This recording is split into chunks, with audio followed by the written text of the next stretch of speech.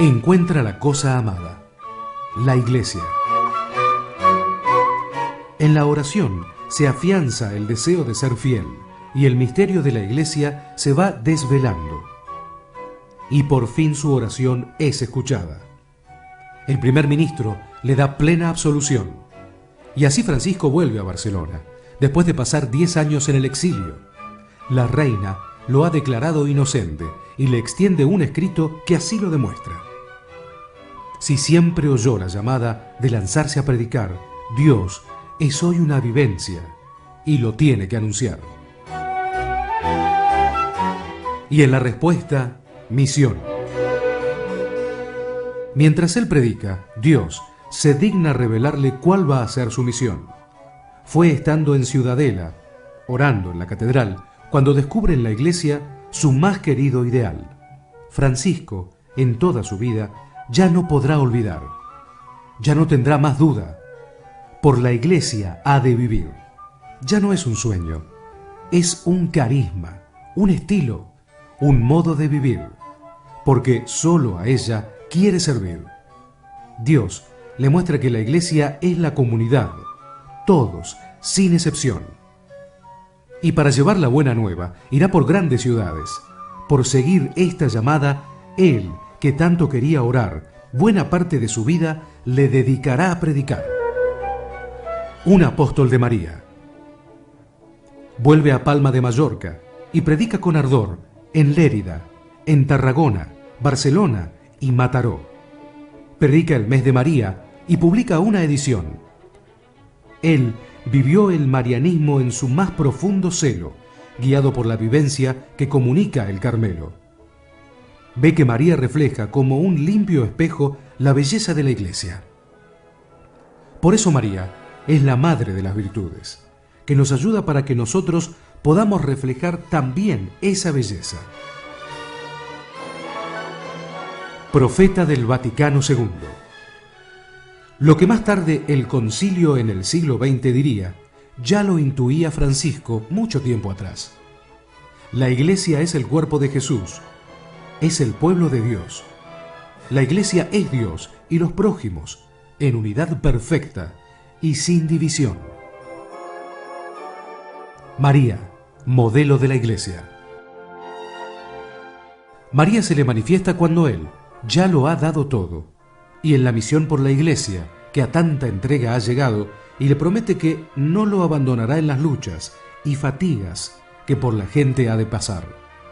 Esta sublime vivencia la experimentará en 1864, mientras ora en el Monte Vedrà.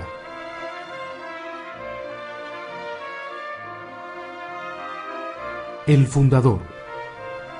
Ya dijimos que cuando residía en Francia tuvo muchos seguidores que con gran fervor quisieron ser como él, seguir a Jesús. Y con tanta sencillez admirable vivieron como ermitaños, evocando los austeros desiertos carmelitanos. También hay otros en Lérida y Aitona, San Honorato, Escubels, Ciudadela y Valcarca. Comienzan las fundaciones de los hermanos y hermanas.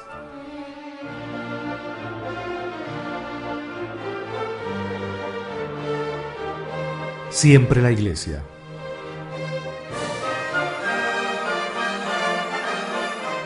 Años de entrega absoluta a la Iglesia, a la que se le ofrece como la ternura y la constancia de una mamá para con su hijo.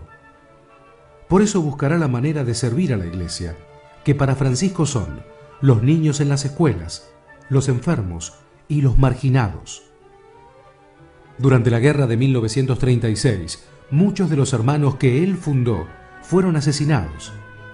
Las carmelitas misioneras teresianas continuaron con su obra y cumplieron la misión de llevar la buena nueva de Jesús, anunciando la belleza y la dignidad de todo ser humano, especialmente llegar a aquellos hermanos que más sufren en el cuerpo de Cristo, para curar sus llagas y recordarles lo valioso que son. El exorcista. Francisco va llegando al final de su vida, cuando ha vislumbrado el sufrimiento y la angustia que viven tantos marginados.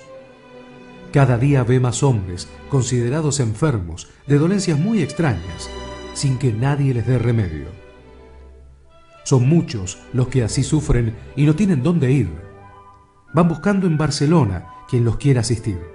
Otros viven en su casa, pero sus familiares se asustan y se preguntan con gran pena si estarán endemoniados. El corazón de Francisco rebosa compasión y les ofrece lo que tiene. Su casa es el hogar para los pobres que llegan. Los documentos de la historia acreditan que curó a muchos en Vallcarca. Mucha gente que conocía estos hechos visitaban su capilla. Los familiares de los enfermos eran los más aliviados cuando veían que sus seres queridos, que tanto sufrían, salían curados. Pero muchos no lo entenderán y lo acusarán ante el obispo en nombre de la verdad, como a Jesús, que por andar con los pobres fue muy mal visto. Pero él expone su defensa y dice que le es imposible abandonar a su gente. Aunque todo fue inútil, le prohibieron el bien que estaba haciendo. Esa fue una prueba muy grande para Francisco, pero en ella demostró ser un gran santo, porque confió en el amor de Dios Padre que le había prometido estaría siempre con él.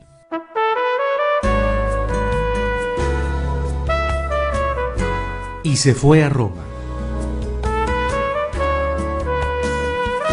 Antes de emprender el viaje, se fue un tiempo al Vedrà, donde escribió lo que en Roma iba a presentar.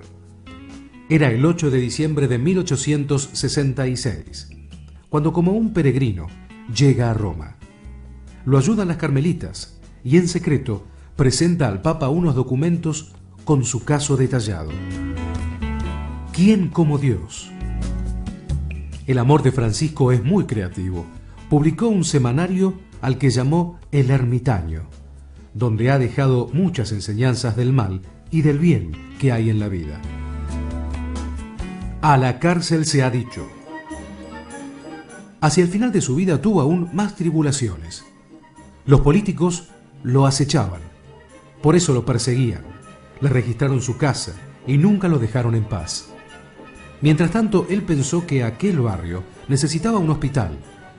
Intentaron que se retirara del colegio que fundó. Él lo denunció con los jueces, pero no lo escucharon. La peste. De repente, una epidemia de un tifus muy peligroso había alarmado a Barcelona al saber que era contagioso. Todos tenían miedo, pero las puertas de la casa de Francisco se abrieron de par en par para cuantos lo quisieran, y muchas de las dependencias, aunque no estaban terminadas, para los pobres enfermos fueron acomodadas. Y hasta la vida sí conviene. Dios se puso muy contento cuando vio que sus seguidores, con gran heroísmo, ponían en riesgo sus vidas para socorrer a los enfermos. El barrio de los penitentes. Y mientras gasta su vida ayudando y predicando, unos lo halagan y estiman por las obras que está haciendo, pero otros quieren combatirlo cuando llegue su momento. Lo que faltaba. En Barcelona había llegado por un tiempo un vicario que desde un principio empezó a hacerle mal. Quiso quitarle los permisos que la iglesia le había otorgado. El 29 de octubre, varios anticlericales le asaltaron en su casa con furia y malos modales. Lo acusaron de curar enfermos en lugares muy insanos y detuvieron a 38 hermanas y hermanos. Los llevaron por la ciudad, colocándolos en carros, para hacer que él y los suyos aparezcan humillados. Ellos iban a las celdas cantando a su Creador, tal como hicieron los mártires en la persecución. A través del diario El Ermitaño, Francisco dejó oír todo lo que a él y a los suyos allí les tocó sufrir. El 31 de octubre, ante el juez, declaró junto a Juan, Rosa y un joven que aún permanecían con él. A los otros 35 los dejaron partir, y el corazón de Francisco se alivió. Hablan los periódicos. El Diario de Barcelona los defiende con ardor. Lo hace El Amigo del Pueblo y también la convicción. Fueron tantas las protestas que en Madrid se oyó la voz de la gran revista Ibérica y el pensamiento español. Los médicos de Valcarca también quisieron hablar, diciendo que aquella obra era digna de admirar. Los familiares de los enfermos, a los que él tanto ayudó, serán quienes más protesten y estarán a su favor. Exponía Pau Corbella: si Francisco ha hecho mal en la curación de mi hija que le pedí sin cesar, no les tengáis por culpables, que ni Rosa ni Francisco merecen ningún castigo, y si alguien merece cárcel, den a ellos libertad, porque yo, mi esposa e hija, iremos en su lugar.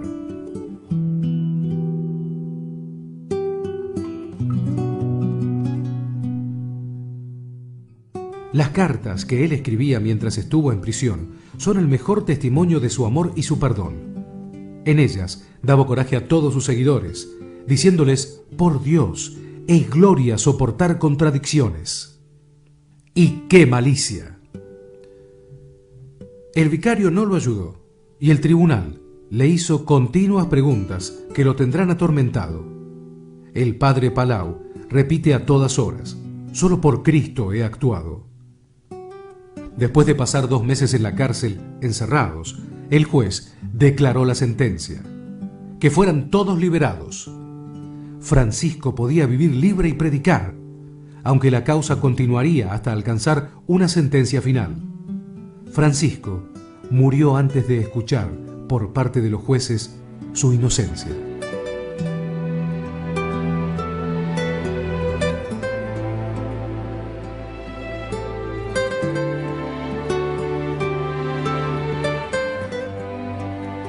Y en la tierra, nada.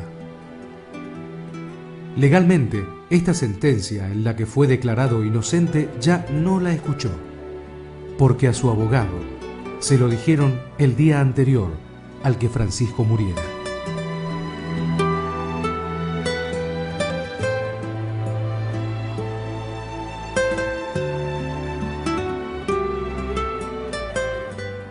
El grano de trigo murió y dio fruto. A pesar de encontrarse enfermo en Ibiza, se dirigió a Calasanz al enterarse de que una gran epidemia azotaba ese lugar. Primero son los demás. Francisco iría gozoso, sin miedo al contagio, y estando enfermo, junto con unas hermanas, recogió a los enfermos y los cuidó con amor. Estando de viaje, se sintió muy mal, pero continuó con paz y fervor al lado de sus hijos e hijas. Sin quejarse, soportó la enfermedad, tal como vivió su vida, siendo un modelo de humildad.